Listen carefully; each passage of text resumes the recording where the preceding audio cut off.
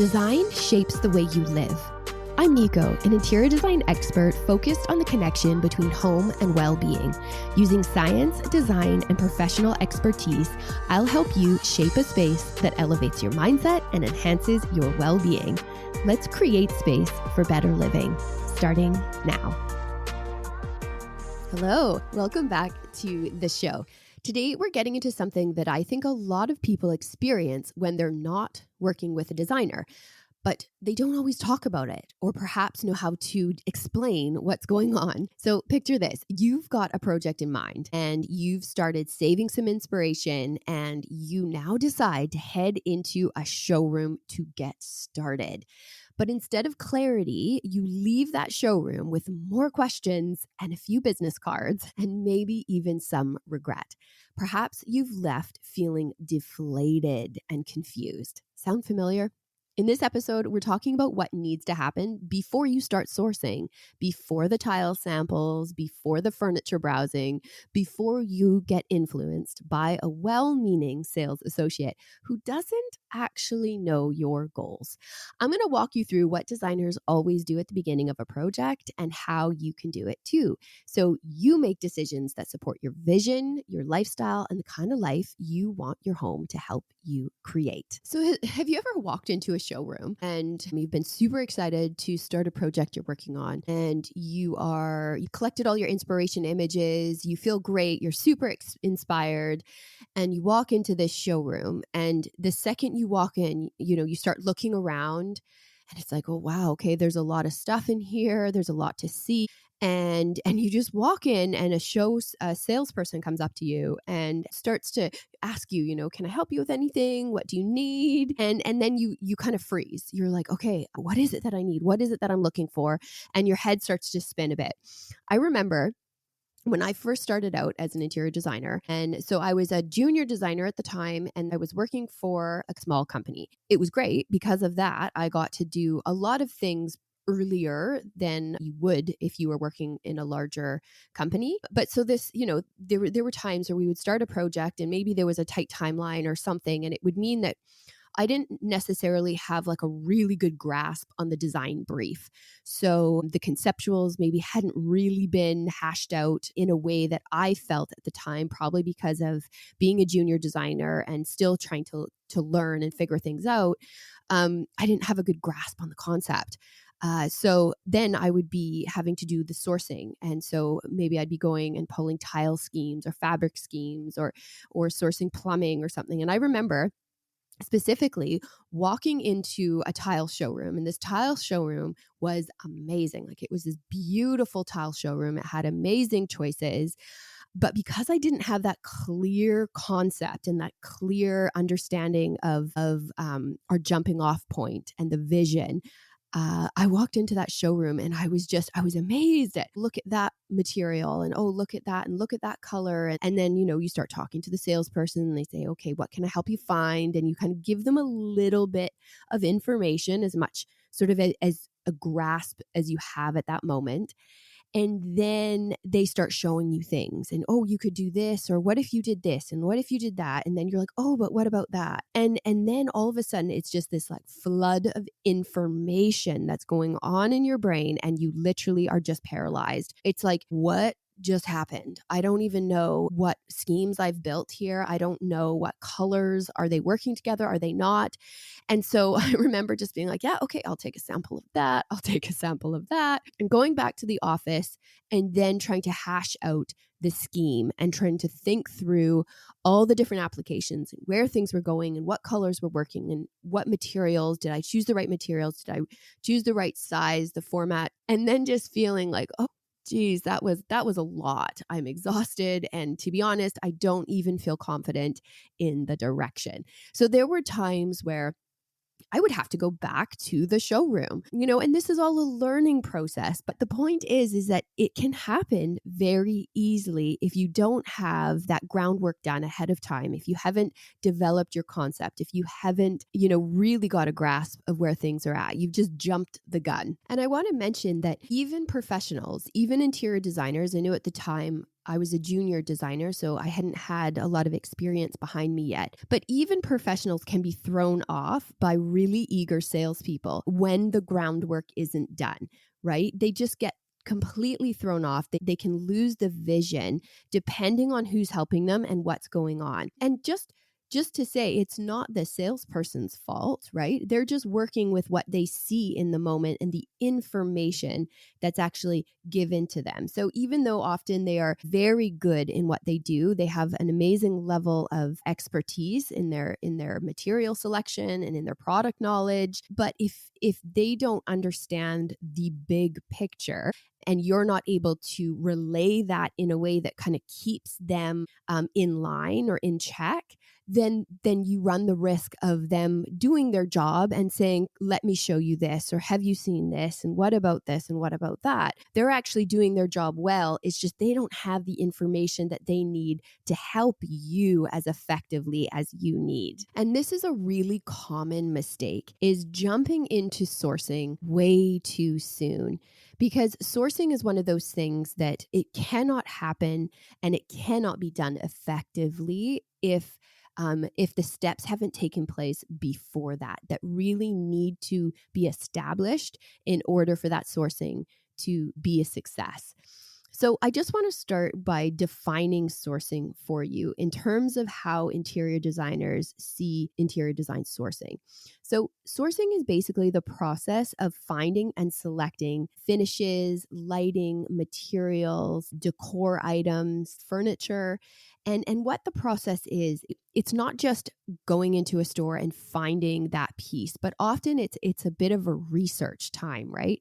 It's really establishing which vendor is going to be the right vendor for this? Who have we worked with in the past that is similar or can achieve what we're going for this specific thing? Where do we go that has the right budget for this project? Where do we go that's going to fit the timeline? And you know what? One of the coolest things about sourcing is it's a bit of an exploration. So sometimes you're looking for new vendors, you're looking for new and exciting things to bring into a project. And so it's a little bit of research. It's a bit of trying to find something that you haven't seen before. So that's a really exciting thing. But sourcing in general is just gathering. It's gathering information from vendors. It's gathering all of the things that are going to create the project. So the finishes, the lighting, and everything else that I just mentioned.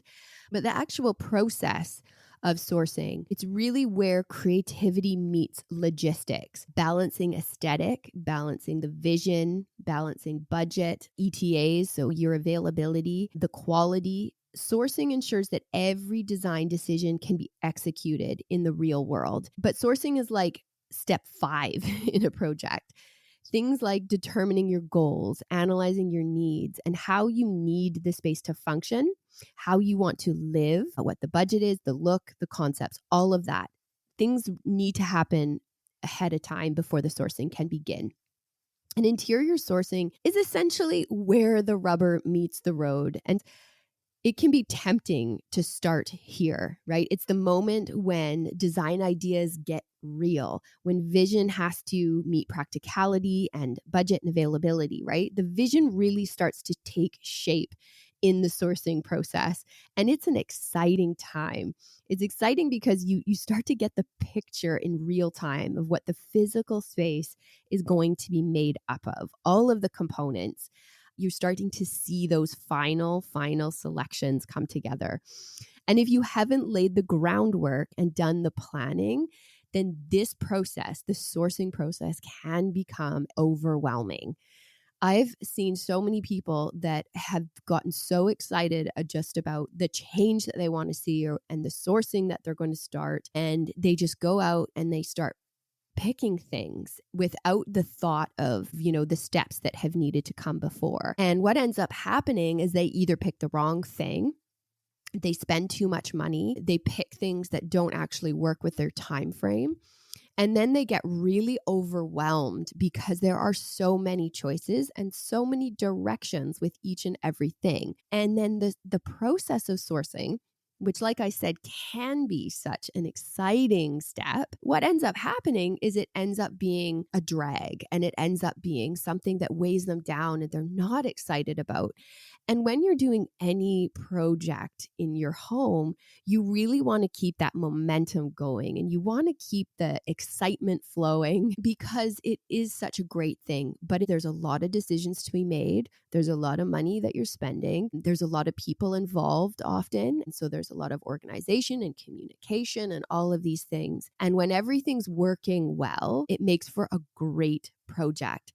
But if certain things take a dip, and if you haven't done that planning, and if you haven't been able to communicate your wants and your needs, then what ends up happening is that stage of a project starts to become a drag. And then that affects the other stages of a project. So what I like to compare it to is it's almost like buying the ingredients for a meal without knowing what you're going to cook.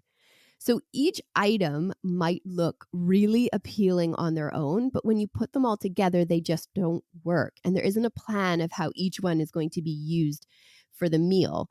So imagine if you went grocery shopping and you walked in and you're like, okay, I've got guests coming for dinner.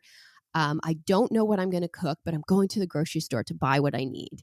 And you walk in and you just start picking items of food. You pick ingredients, you pick whatever it is, you just start picking and choosing based on, oh, that looks good. Oh, I've had that before and that tastes really yummy. And ooh, maybe we'll try this seafood and maybe we'll try that cheese and maybe we'll try this dessert. And you're not giving any thought to how they work together, how the flavors come together, how the plate actually is going to look when the food's on it. Do you have the right proteins or salad or desserts? And you haven't gone in and thought about it and given it the thought, the care, and the attention ahead of time so that you walk in knowing what you're getting, knowing what you're going in for. And if you have that plan, if that plan is in place and you know this is what I'm cooking tonight, this is what we're having for dessert, and you happen to see something that catches your eye that you want to try, because you have the plan, you know if that's something is something you can add or something that you can substitute, right? So having that plan actually allows for inspiration to hit and carry forward and actually make it better versus the inspiration to hit, which causes you to derail and spiral out of control and not feel like you've got a clear direction. And really, without a clear concept or a clear plan, your space can be left almost like a patchwork of things. So it's a room full of stuff or whatever room it is that you're working on. It can just feel like patchwork. It can really feel that the choices made weren't made collectively. So it feels like just, a patchwork of things rather than a cohesive, supportive environment. And you can see that there was a plan based on how everything comes together. Because when you really look at a space that's been well thought through, not only can you start to see how it relates, but you can feel it. You can feel that there was intention there. You can feel that there was a plan. You can feel that the choices made were chosen together for a reason, right? You can really feel the why behind design, whether you truly understand the project or you have no idea how that project came to life. When you walk into a space, you do get that sense of whether it was planned, whether it was selected with intention and purpose, or whether it was just thrown together and it was an afterthought. And in neuroaesthetics, we explore how our environment impacts our emotions and our cognition. How we approach our spaces, like planning before sourcing, actually affects how clearly and calmly we can think. And this is not just the design and the outcome, but it's how it's affecting you in the process. So while you're going through the project, while you're sourcing and you're selecting things, how is this actually affecting you? Are you able to think clearly and remain calm through the process? Therefore, it becomes a more enjoyable process. Therefore, your choices are more in line with your goals, your intentions, because you are able to think clearly and be effective in your thinking, right? And a plan, that's what that does. Having a plan allows us to be able to think clearly on things and to remain calm when those sort of selections come up, when we feel that there's a lot in front of us to choose from. And, and that helps us say, no, we have a plan. And now we understand the plan. We understand where we're working towards, what we want. And because I understand that, I now see the choices in front of me and I can say, would I like to add to the plan with this, or would I like to substitute something from the plan for this? And that's an amazing thing, because once you feel that sense of clarity, it allows you the ability to shift. And that's a really important thing in a project, is to be able to have a little bit of flexibility as you're working through things. So when you have that planning in place, it actually reduces cognitive load. Have you ever had that where you don't feel like you have the plan, and therefore, like back to my tile showroom, because I didn't have the plan, and then all the information starts coming in, all of a sudden I experience cognitive load, and then I feel just like I can't execute on any decision, which leads someone to say, okay, I'll grab a sample of that. I'll grab a sample of that. I'll grab a sample of that. Really, what's happening is you're experiencing cognitive overload, right? So planning actually helps make you more rational. It actually gives you goal-directed decisions, right? Which are essential when you're designing and when you're sourcing, okay? It also gives you a sense of control. So having a plan actually reduces the overwhelm and anxiety, especially in complex environments like home design. Neuroaesthetics actually teaches us to pay attention to how spaces feel, right? But before you even bring anything into a space, there's a lot to how the mental environment that you create for yourself in the planning, right? What sort of mental environment are you creating? Because planning isn't just practical, right? Your brain actually thrives on structure and thrives on intention. So the more you have that going into sourcing, the better the outcome is going to be, and the better you're going to feel, and the environment that you create is going to be better as well. So now I just want to talk about what a designer does. So a little bit of like a sneak peek into what typically goes down in terms of project planning and the steps. When I talk about the things that have to come first, I want to share with you some of those things that you should implement before the sourcing starts. So I'm going to break it down, the prep work that you would do as a designer before that sourcing. Okay. So the first thing, and I think I'm going to share, there's 5 things that we'll chat about, but the first one is understand the goals. Okay.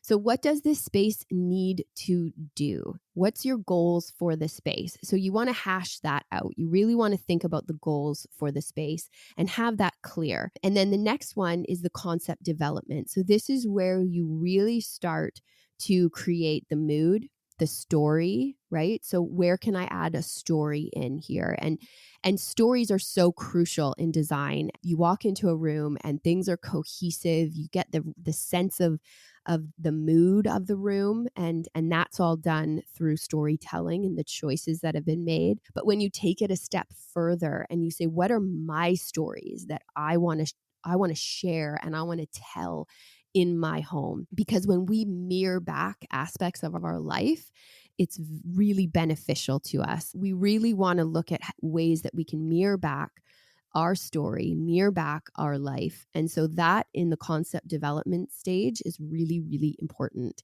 You also want to, in this stage, pull your concept images, right? So really develop those inspiration images and start thinking through what kind of palette, what are the colors that you want to bring in? And for that, this is always important to say, what is the jumping off point? What are the things that that are going to remain in this room, or the things I'm going to bring into this room?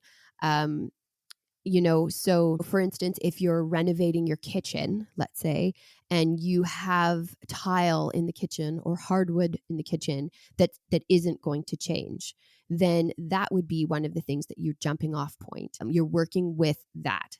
Then the next thing would be your tile selection. So is that the thing that you want to speak the loudest, then you're going to grab what tile you're going to do. You're going to start looking through those inspiration images for the tile and the movement and the colors and all of that.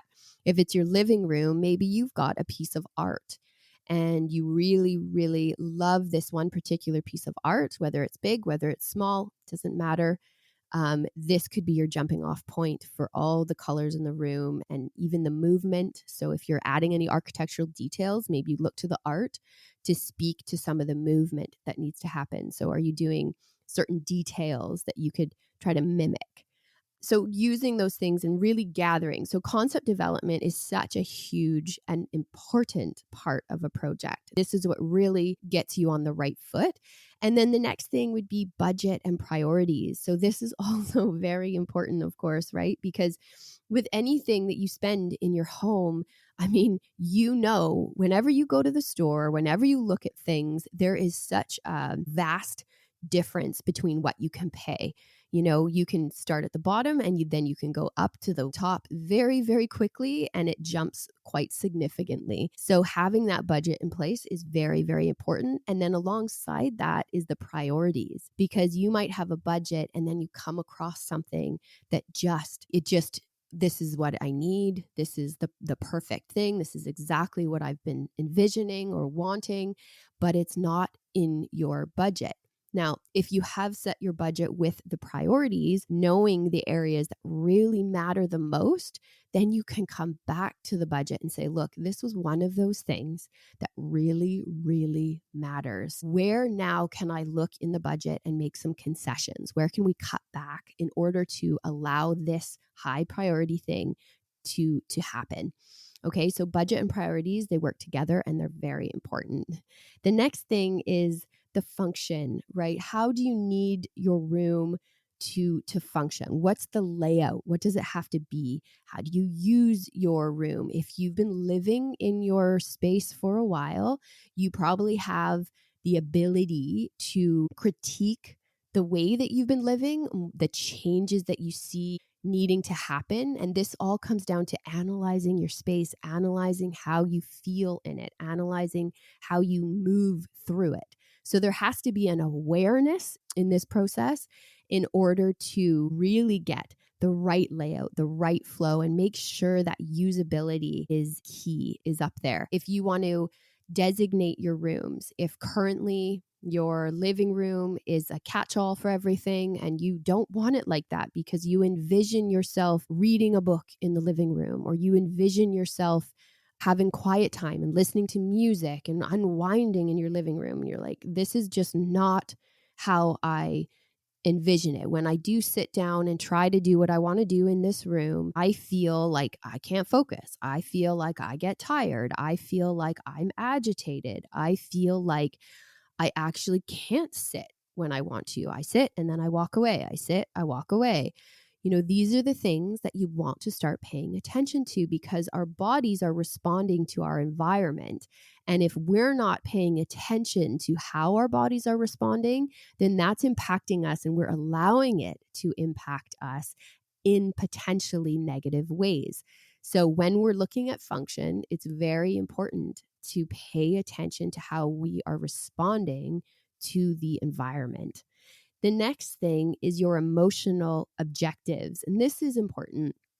It's like, how do you want to feel, right? How do you want to feel? What's not working in your life that this space can support, can change, can help you evolve, right? Like when we look at our emotional objectives, right? Let's say you want to start traveling a lot. Well, how can you set your space up? And you think, well, I don't know, like, shouldn't I just be starting to save? And that's true, but it's really important to inspire yourself, right? So you want to travel? Let's start putting things in your space that reminds you of places you've been, or reminds you of places you want to go. Or perhaps you're starting to tweak how you do dinner because you've got a favorite country that does dinner a certain way and you just love it. And so that's the kind of thing you want to start instilling into your life, into your habits.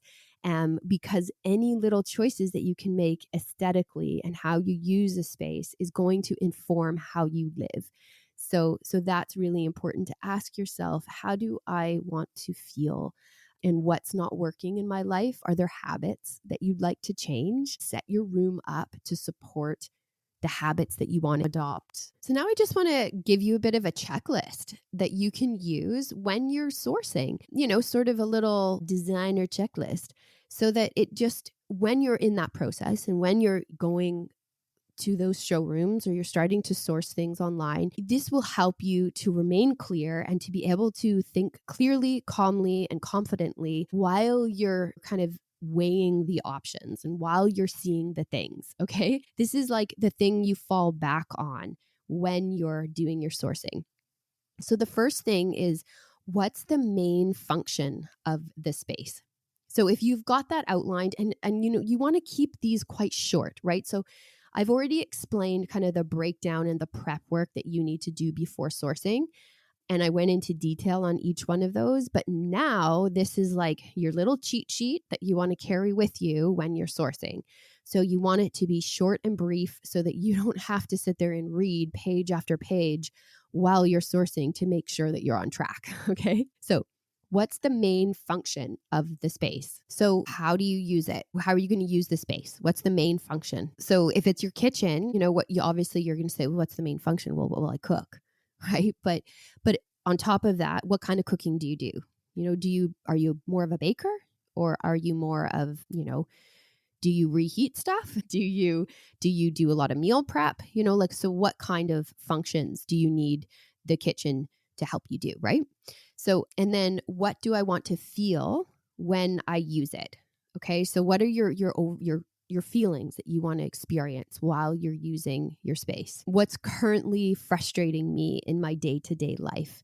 So what are the things that when you're looking, you're going to want to avoid, right? So what's really frustrating you, because you're not going to get certain things if they're frustrating you. Keep using kitchens as a reference, but let's say the timer on your oven is really confusing for you. For some reason, it is just so annoying. It's very confusing, and you don't feel like it works, and you don't actually use it. You use your phone, but you'd like to use the timer on your oven. And so that's something that frustrates you. So if you're sourcing for your kitchen, that's a very important factor to make note of, right? Because that's something that you can tell the salesperson to say, here's what's frustrating me about the timer on my oven right now. And they'll be able to, with their product knowledge and their experience, be able to point you in the direction of options that have a timer that's more the one that you're in line with, okay?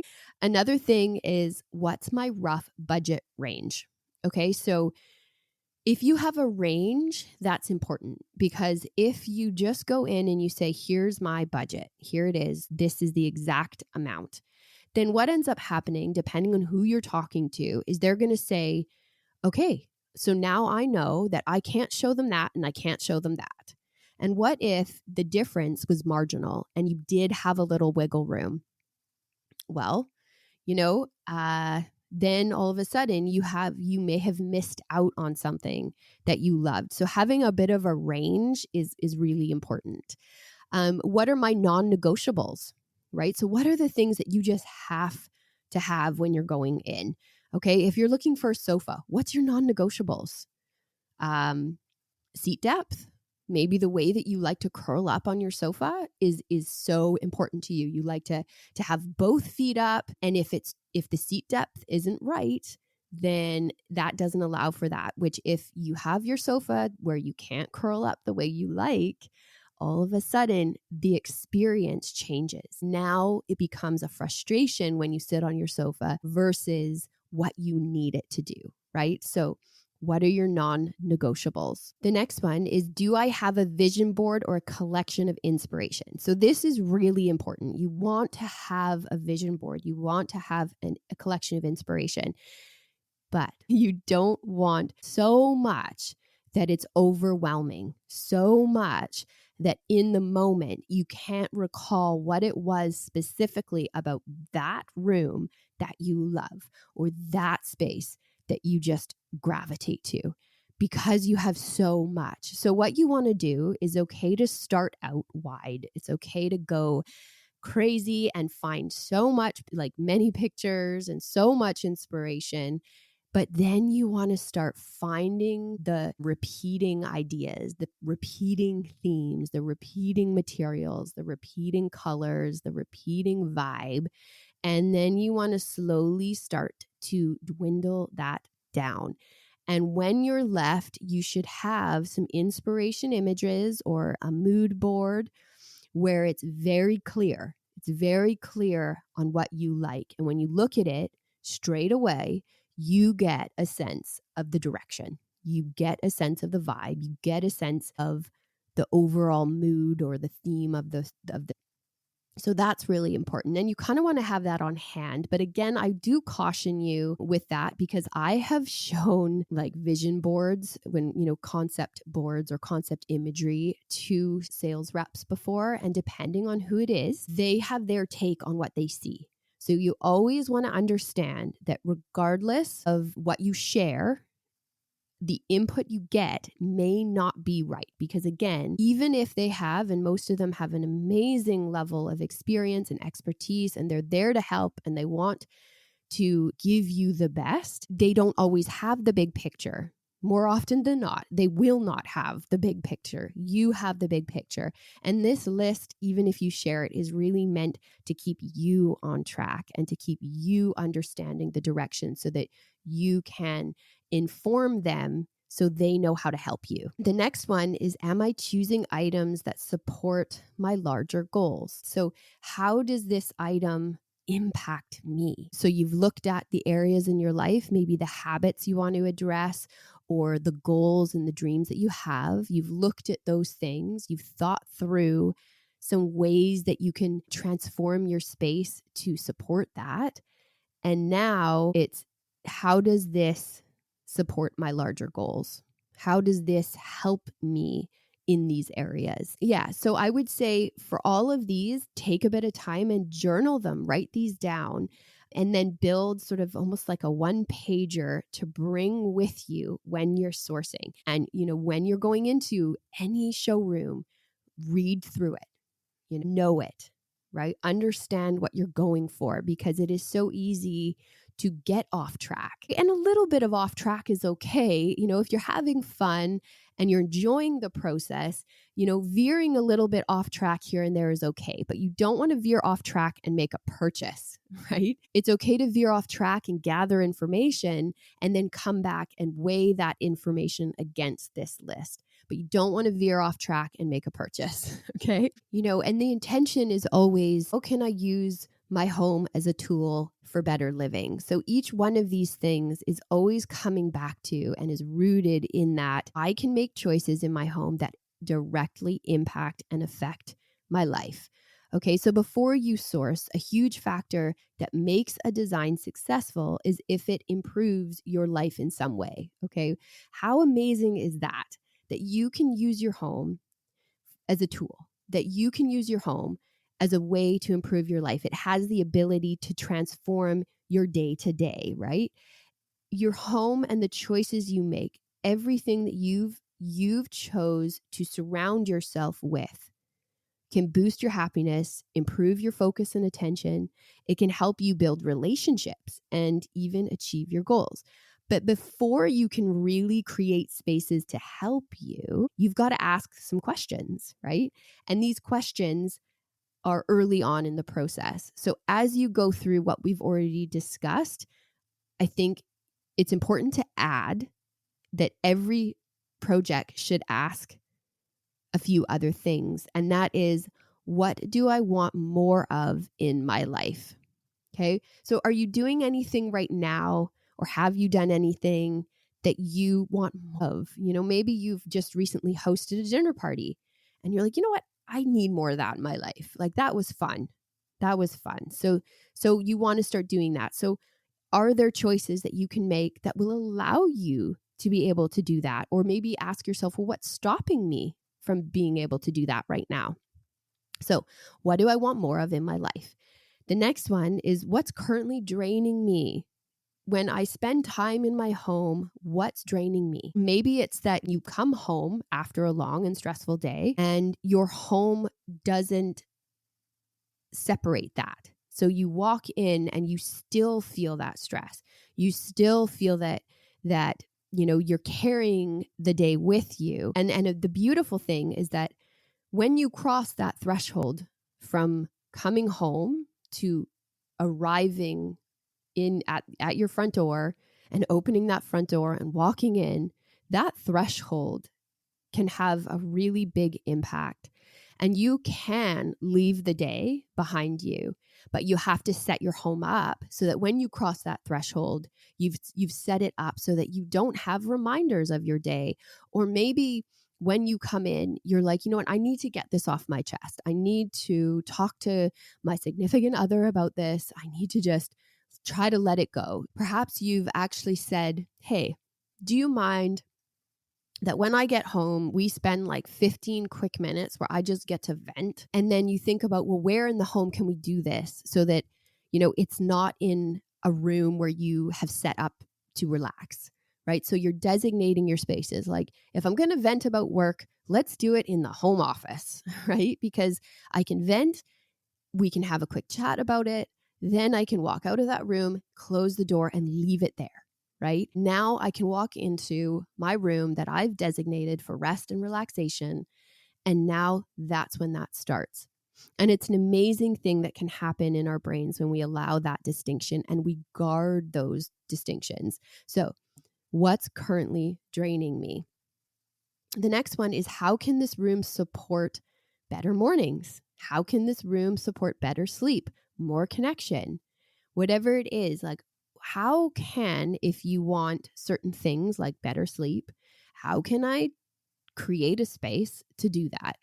And I actually have an episode, I think it's about 3 or 4 episodes previous to this one, and it's all about how to set your bedroom up for deep sleep and rest and all of that. So if that's important to you, you might want to have a listen to that episode. But yeah, so it's really about how can I get this room to support me in ways that I need it to. So as we wrap up today's episode, I just want to mention that, just the importance of planning before sourcing. If you can get clear on the things we've talked about, that will help you immensely as you start sourcing. Because sourcing is, like I said, it can be such an exciting and such a fun process, but it can also really throw you off track. So make sure you've done your planning ahead of time so that you can get that sourcing right and keep that excitement going. And I also want to encourage you to just slow down a little bit and tune into your life. Okay. Really pay attention to how you're feeling in your life. Where are the areas that you want more of? What are some goals, some habits? So really tune into your life and plan your spaces around that with intention before you source. So do that homework first. You don't need to be a designer, but you just need to think like one in the early stages to keep things moving and to keep things cohesive. So as we close, before you jump into choosing finishes or fabric or fixtures, take a breath and get clear. What are you trying to shift or improve in your life? How do you want this space to work for you? When you plan with intention, your sourcing becomes more focused, your choices become more aligned, and your space ends up supporting you in ways that go way beyond the aesthetic. Thank you for listening to today's episode. If this episode gave you a new perspective or made you think differently about how to start your project, I'd love it if you shared it with a friend or left a review. And as always, your home isn't just a place, it's a tool. Use it well and design it for better living. Thanks so much for listening today. If you found this episode helpful, the best way to support the show is to follow along and share it with someone who'd love it too. And if you'd like to go a step further, you can become one of our Better Living backers. It's a small monthly contribution that helps keep the show going. And as a thank you, I'll send you a personal note along with a 15% discount for the Create Space course when it launches. You can find the support the show link right in the show notes. I'm so glad you're here. Thanks for creating space with me.